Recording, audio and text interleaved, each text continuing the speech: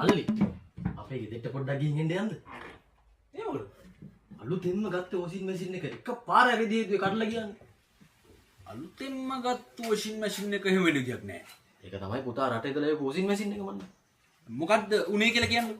මොකද්ද උනේ කියන්නේ මුලින්ම රෙදි ටික අරගෙන මල්ලි මම දැම්ම වොෂින් මැෂින් එක ඇතුළට. ඊගාවට ඔය දැන් හොදන්න අර අනම්මනම් සබන් කුඩු ඒ ටිකත් අරගෙන දැම්මා වොෂින් මැෂින් එක ඇතුළට. ඊගාවට දැන් මල්ලි ඔක හොඳට කුණියන්න එපේ. එහෙනම් වෙනදා රෙදි ගලේ ගහන ගලත් අරගෙන දැම්මා ඇතුළට. දාලා ස්විච් එක බෝ විතර එකපාරට බසපරලා. ඔක්කේ ගියානේ මල්ලි. ඔක්කේ සම්පූර්ණයෙන්ම කරලා තියෙන ඉතින් වැරදි. වැරදිද මං කරලා තියෙන්නේ? ඔයා රෙදි ටිකක් දැම්මා. රෙදි ටික දැම්මා. ඊට පස්සේ සබන් කුඩු ටිකක් දැම්මා. ඒ ටිකක් දැම්මා. හොඳට හේදෙන්න ඕනි කියලා ගලක් දැම්මා.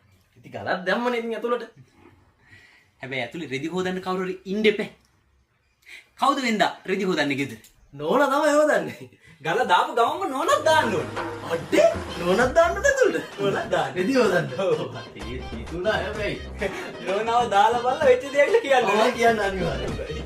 යන්නේ.